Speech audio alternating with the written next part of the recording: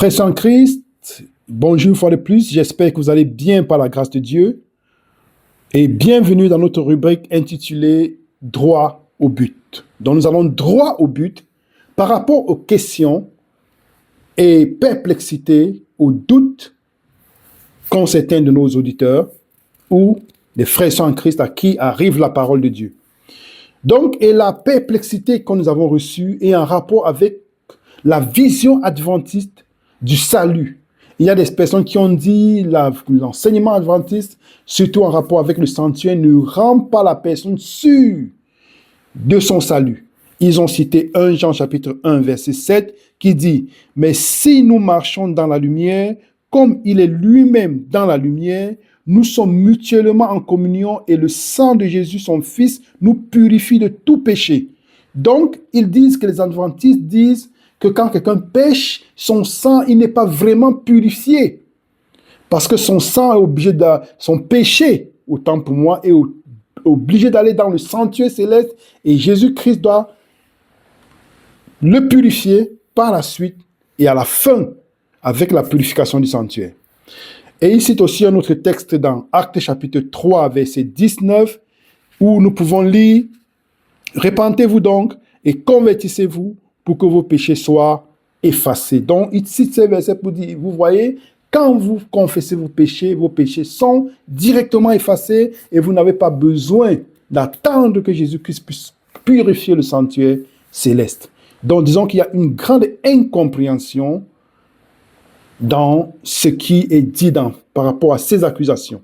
Et avant de répondre à cette question, nous allons d'abord répondre à une autre question qui semble ne pas être évidente, mais qui est plus importante que celle-ci, c'est de pouvoir savoir quelle est la vision adventiste en ce qui concerne le salut. Parce que ces personnes qui déclarent ou affirment ou avancent ces accusations, le plus souvent sont en rébellion contre la loi de Dieu. Et nous allons aller à la base, parce que si nous n'avons pas une bonne conception de la loi de Dieu, nous allons certainement enseigner l'erreur, dont l'hérésie. Donc, allons dans Éphésiens chapitre 2, versets 5 et 6, et voyons ce que dit la parole de Dieu. Éphésiens chapitre 2, versets 5 et 6. Nous pouvons lire ensemble que dit l'apôtre Paul. « Nous qui étions morts par nos offenses, nous a rendus à la vie avec Christ. C'est par la grâce que vous êtes sauvés. Il nous a ressuscités ensemble et nous a fait asseoir ensemble dans les lieux célestes en Jésus-Christ, afin de montrer dans les siècles à venir l'infinie richesse de sa grâce par sa bonté avec nous en Jésus-Christ. » Il y a des mots ici à souligner. Il nous a ressuscités ensemble et nous a fait asseoir ensemble dans les lieux célestes. Donc, par la foi, nous sommes assis avec Christ dans les cieux. Et quelle est la séduction qui se trouve, la tromperie qui se trouve dans ces accusations? C'est de presque faire passer l'évangile ou l'hérésie selon laquelle, une fois sauvé, sauvé pour toujours. Pourquoi? Nous voyons bien dans ces versets que par la foi, nous croyons que nous sommes ressuscités ensemble avec Jésus-Christ. Par la foi, nous croyons que nous sommes assis avec lui dans les lieux célestes. Mais il faudrait maintenant qu'on passe à une autre étape. Si tant est vrai que Jésus-Christ a fait tout ceci pour nous, il faudrait bien que nous puissions vivre de façon pratique dans nos vies. Parce qu'ici, dans ces versets, on parle bien de la grâce. Mais qu'est-ce que la grâce? Nous voyons bien que la grâce nous empêche, il nous invite à nous éloigner de l'iniquité, comme il est écrit dans Tite, chapitre 2. Donc, il nous empêche de nous éloigner de l'iniquité. Et qu'est-ce que l'iniquité? L'iniquité, c'est le péché.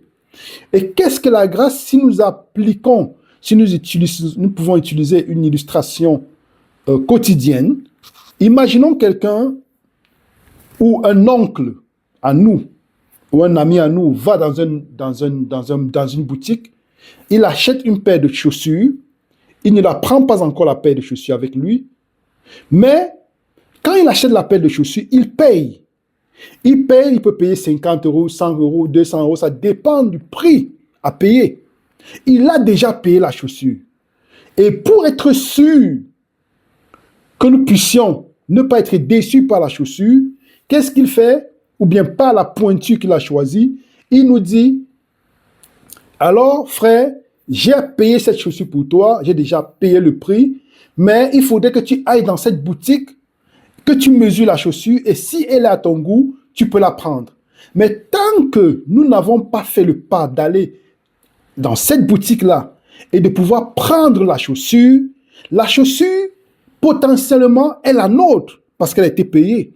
Mais pour que nous puissions maintenant entrer, être bénéficiaires et vivre de façon pratique avec cette chaussure, contre les intempéries, contre la boue, contre la pluie et tout, il faudrait bien que nous allons dans cette boutique récupérer la chaussure. Et c'est un peu comme ça qu'est la grâce. Jésus-Christ est mort pour nous, il a payé le prix, mais pour que nous puissions entrer en possession du royaume, vu que nous avons été ressuscités avec lui et que nous sommes assis avec lui dans le lieu céleste, il faudrait que nous allions prendre cette grâce de façon pratique. Donc, et cette grâce, comment est-ce qu'elle va se manifester dans nos vies?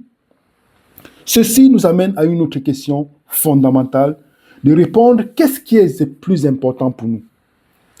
Qu'est-ce qui est plus important? La mort ou la résurrection de Jésus-Christ? La mort ou la résurrection de Jésus-Christ? Pour répondre à cette question, nous allons aller ensemble dans 1 Pierre 2, verset 24. 1 Pierre 2, verset 24, que dit 1 Pierre 2, verset 24? Il est écrit, lui qui a porté lui-même nos péchés dans son corps sur le bois, afin que, morts au péché, nous vivions pour la justice. Lui par ses meurtrissures, duquel vous avez été guéris. Donc, Pierre nous dit ici, ou Dieu nous dit par l'intermédiaire de son serviteur Pierre, que Jésus-Christ est mort pour nous, pour un motif, afin que, donc voici le but, mort au péché, nous vivions pourquoi? Pour la justice. Donc, étant morts au péché, nous vivions pour la justice. Qu'est-ce que la justice de Dieu? Deutéronome chapitre 6, verset 25, nous dit clairement que la justice de Dieu, ce sont ses commandements. Deutéronome 6, verset 25. Nous aurons la justice en partage si nous mettons soigneusement en pratique tous ces commandements devant l'Éternel notre Dieu comme il nous a ordonné. Ça, c'est Deutéronome chapitre 6, verset 25. Qu'est-ce que la justice de Dieu? C'est mettre en pratique ses commandements. Qu'est-ce que la justice de Dieu? Psaume 119, verset 172 nous dit, ta loi est justice. Donc, pour quel motif est-ce que Jésus-Christ est mort pour nous? Afin que nous puissions être morts au péché et que nous vivions pour la justice, que nous puissions marcher selon ses commandements. Nous voyons bien ici que Jésus-Christ a pourvu pour nous, en mourant pour nous à la croix, il a rendu possible ce qui était impossible. Et maintenant, il nous demande de pouvoir marcher selon sa justice, pas selon nos forces, mais par la puissance de son esprit. Donc, qu'est-ce qui est plus important, la mort ou la résurrection de Jésus-Christ? Les deux sont importants pour nous. Mais n'oublions pas une chose aussi qui est très importante pour nous et qui a un rapport avec la justice de Dieu, c'est la vie de Jésus-Christ. Le fait que Jésus-Christ ait vécu pendant tout ce temps, 33 ans sur la terre, est un exemple pour nous. Lui, il a rendu possible ce qui était impossible. Raison pour laquelle dans Romains chapitre 8, nous pouvons lire ensemble, relons ensemble dans Romains chapitre 8. Allons ensemble dans Romains chapitre 8, lisons ensemble les versets. Romains chapitre 8, lisons ensemble les versets 3 à 4. Car chose impossible à la loi, parce que la chair la rendait sans force. Dieu a condamné le péché dans la chair en envoyant à cause du péché son propre fils dans une chair semblable à celle du péché. Donc ce qui était impossible, Dieu l'a rendu possible en envoyant son fils dans une chair semblable à la mienne, et il a condamné le péché dans la chair. Et cela afin que la justice de la loi fût accomplie en nous, qui marchons non selon la chair, mais selon l'esprit. Donc ce qui était impossible à la chair, Dieu l'a rendu possible en envoyant son Fils dans une chair semblable à la mienne, afin que par la puissance de l'esprit, je puisse marcher selon l'esprit et non selon la chair. Donc, qu'est-ce qui est le plus important pour nous? La mort et la résurrection, nous avons vu, les deux sont importants. Et aussi la vie de Jésus-Christ. Parce que c'est par sa vie qui nous donne accès de pouvoir marcher par la puissance de l'esprit selon la parole de Dieu. Donc nous voyons bien que nous ne pouvons pas dire sauver une fois, sauver pour toujours, parce que c'est ça l'évangile qui est caché dans cette accusation, frères et sœurs en Christ. C'est l'évangile qui est caché parce que l'ennemi est très subtil. Donc, nous voyons bien que soit la mort, la résurrection que la vie de Jésus-Christ sont importants pour nous. Et du coup, nous allons prendre des exemples bien précis, deux exemples bibliques bien précis, en ce qui concerne ce qu'on appelle la justification, la justice imputée et la justice impartie.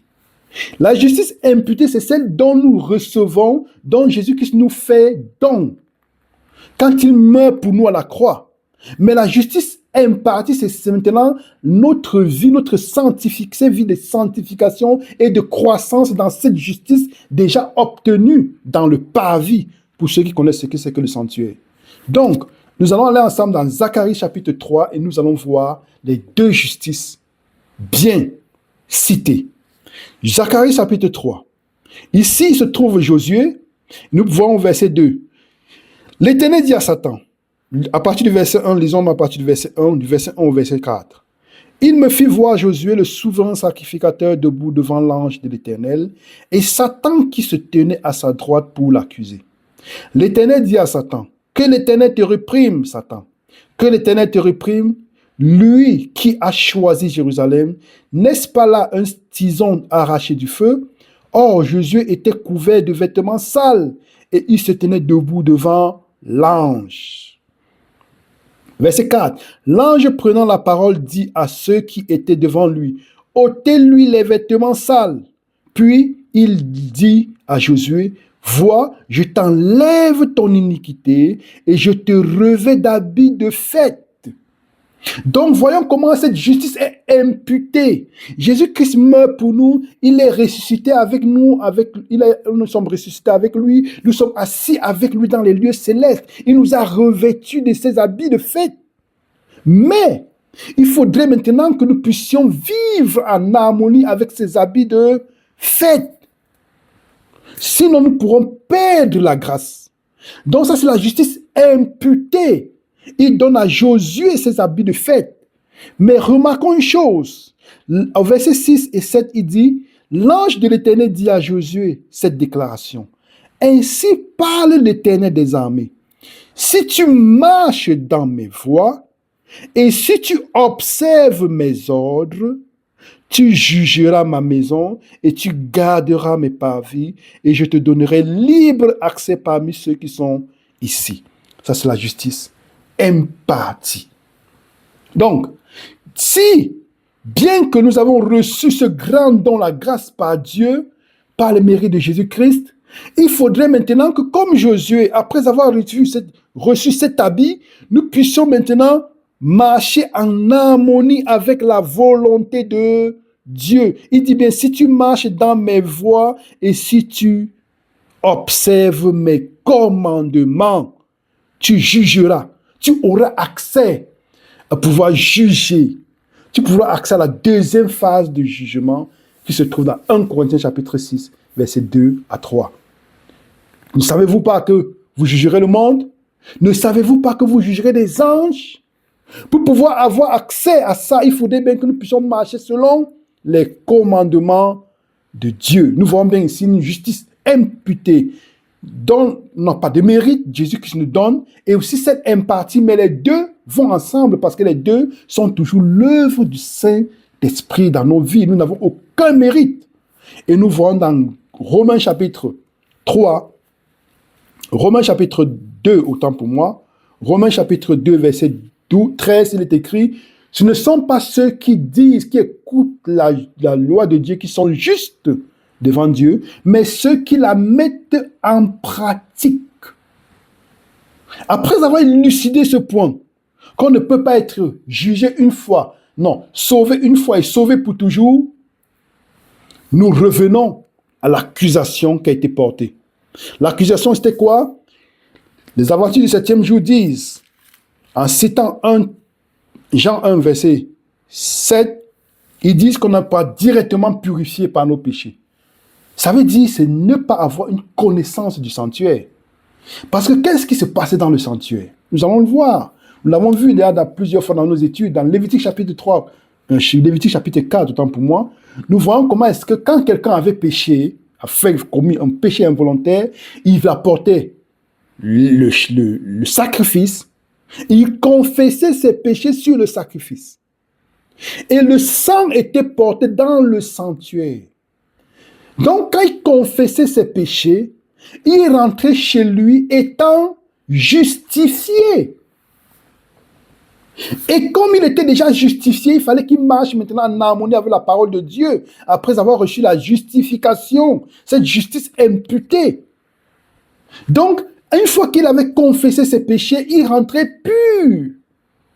Il rentrait à la maison pur, étant pur par la foi. C'est la raison pour laquelle la foi intervient.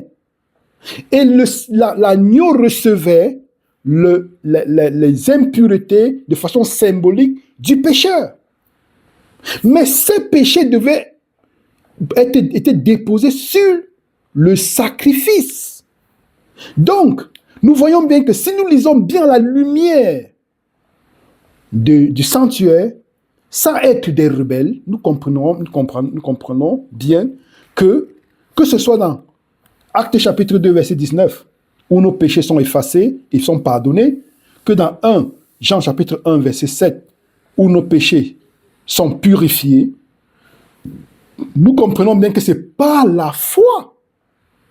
C'est pour la raison pour laquelle la première étape du sanctuaire, c'est la justification par la foi. Mais ça ne finit pas là. Il faudrait maintenant que notre sang soit apporté dans le sanctuaire. Et nous voyons maintenant dans Romains chapitre 8 que le sanctuaire terrestre c'était une copie du sanctuaire céleste. Donc quand nous confessons nos péchés aujourd'hui, ils correspondent au sacrifice quotidien qui était fait dans le sanctuaire terrestre. Mais il faudrait bien que ce que faisait le souverain sacrificateur une fois l'an soit fait par Jésus-Christ. Sinon, pourquoi est-ce qu'il nous a donné la copie? C'est pour comprendre ce qu'il fait dans le ciel. Donc dans le ciel maintenant, il opère l'œuvre de purification, comme il est écrit dans Hébreux chapitre 9, verset 23. Il opère une œuvre de purification. Quand nous confessons nos péchés, il doit purifier aussi. Mais le sanctuaire n'est pas impur dans le sens où les péchés qui arrivent dans le sanctuaire n'appartiennent pas au sanctuaire. De même que Jésus-Christ, quand il était dans sa nature humaine, il avait notre nature humaine, pécheresse, mais il n'était pas coupable. Parce que le péché n'est pas une question de nature, mais une question de choix. Et en aucun moment, Jésus-Christ a choisi, utiliser son libre arbitre pour choisir le mal et non le bien. Il a marché selon l'esprit et non selon la chair. Raison pour laquelle nos péchés dans le ciel ne peuvent pas contaminer le sanctuaire dans le sens où parce que le péché n'appartient pas au sanctuaire céleste. Mais Jésus-Christ, à la fin de son œuvre de purification, nous avons vu dans l'étude comment il va mettre ses péchés sur le bouc émissaire, et ces péchés, ceux qui ne confessent pas le péché, portent le péché sur eux-mêmes. Mais nos péchés vont sur l'agneau de Dieu qui ôte le péché du monde qu'est Jésus-Christ. Et nous voyons bien dans le psaume 32, verset 1, nous allons conclure ici, le psaume 32, verset 1, que dit le psalmiste. Parce qu'il a une bonne connaissance du sanctuaire. Le psalmiste, psaume 32, verset 1. Allons ensemble dans le psaume 32, verset 1. Psaume 32, verset 1. Il est écrit, heureux celui à qui la transgression est remise, à qui le péché est pardonné. C'est le psalmiste qui dit. À qui le péché est couvert dans d'autres versions. Parce qu'il a bien la connaissance que quand il confesse ses péchés, ils sont couverts. Mais il est pardonné. Par la foi, ses péchés sont effacés. Parce que ce que Dieu dit, quand Dieu dit les choses qui étaient comme si elles étaient, qui n'étaient pas comme si elles étaient, quand Dieu dit, la parole est. Donc ça veut dire quand on confesse nos péchés, on va tranquille. Parce que lui, il jette nos péchés dans la mer, comme il est écrit dans Michée. Et au fond de la mer. Donc ça veut dire quand nous avons confessé nos péchés, c'est pas qu'on va rester avec la conscience que nos péchés sont quelque part et puis ne sont pas pardonnés. Non. C'est parce que celui qui pense comme ça n'a pas compris le sanctuaire. Parce que celui qui confessait ses péchés sur l'animal allait à la maison justifié et libre de ses péchés. Et l'autre œuvre, l'œuvre qui devait continuer, était l'œuvre du souverain sacrificateur. Ça n'a rien à voir avec l'œuvre du pécheur qui a confessé ses péchés. Donc le pécheur est déjà justifié. Et ce qui reste maintenant à faire, c'est l'œuvre du souverain sacrificateur. Ce n'est pas l'œuvre du pécheur. Donc, il doit seulement glorifier Dieu comme le psalmiste. Donc, quand David dit, heureux l'homme à qui l'Éternel n'impute pas l'iniquité, et dans l'esprit duquel il n'y a point de fraude, à qui le péché est couvert. Parce que le souverain sacrificateur, à la fin, fera l'œuvre de purification. Ne croyons pas à la doctrine de une fois sauvé, sauvé pour toujours, parce que c'est ça qui est caché dans cette accusation. Dans Apocalypse chapitre 14, verset 12, il est écrit, c'est ici la persévérance des saints qui gardent les commandements de Dieu et la foi de Jésus.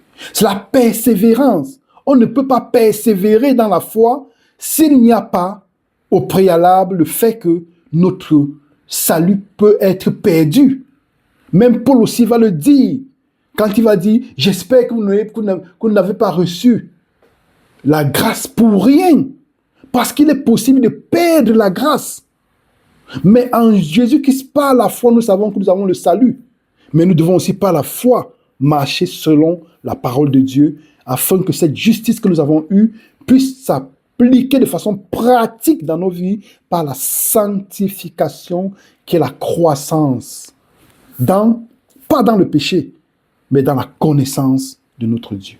Alors, la vision adventiste, est-elle biblique ou non? Elle est bien biblique.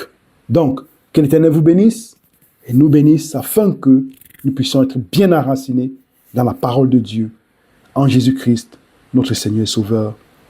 Amen.